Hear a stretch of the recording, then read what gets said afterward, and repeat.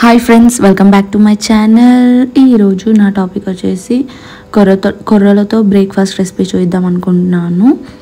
దీనికి same rice ఎలా తీసుకుంటామో అలానే దోశలకి 1 కప్ పొట్టుమినపప్పు తీసుకుంటే 2 కప్స్ ఆఫ్ కొర్రలు తీసుకొని మార్నింగ్ నానబెట్టేసుకొని నైట్ గ్రైండ్ చేసుకొని మనకి ఏ బ్రేక్ఫాస్ట్ కావాలంటే అది చేసేసుకోవడమే.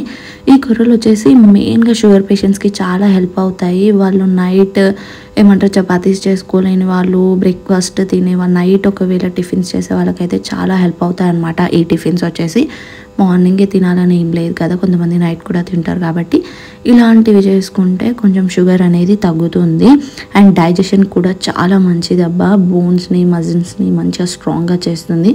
వెయిట్ లాస్కి అయితే చాలా హెల్ప్ అవుతుంది. సో ఫస్ట్ వచ్చేసి ఈ బుడ్డి ఇడ్లీలు మనం ఎలా చేసుకుంటామో అలానే భలే వస్తుంది, స్పాంజీగా.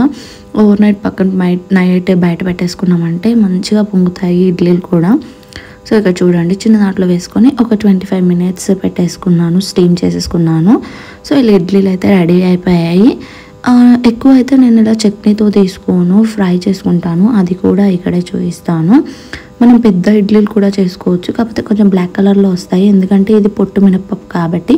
నార్మల్ వైట్ వేసుకుంటే మాత్రం ఇలా బ్లాక్గా ఏం కనిపించదు. ఇది కూడా మంచిగా స్పాంజీగానే ఉంటుంది.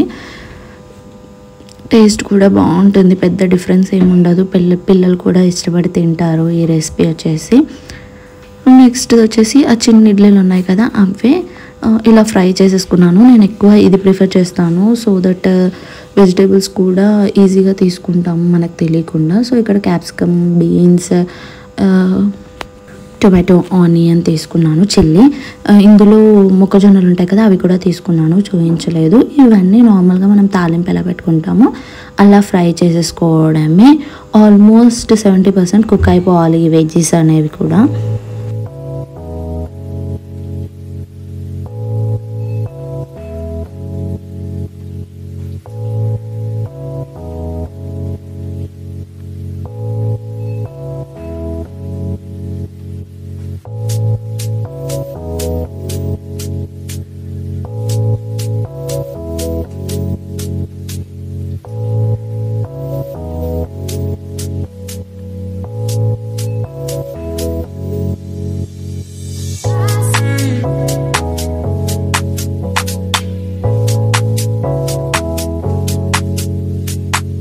ఇలా 70% కుక్ అయిపోయిన తర్వాత దీంట్లో ధనియా పౌడర్, సాల్ట్, పెప్పర్ ఇవన్నీ వేసుకొని దాని తర్వాత ఇడ్లీలు ఉన్నాయి కదా చిన్న ఇడ్లీలు, అవి కూడా వేసేసుకొని ఫ్రై చేసేసుకోవడమే. ఒక 6 minutes or 10 minutes అలా మీడియం ఫ్లేమ్లో పెట్టి ఫ్రై చేసేసుకొని తినేయడమే. చాలా బాగుంటాయి, టేస్ట్ కూడా.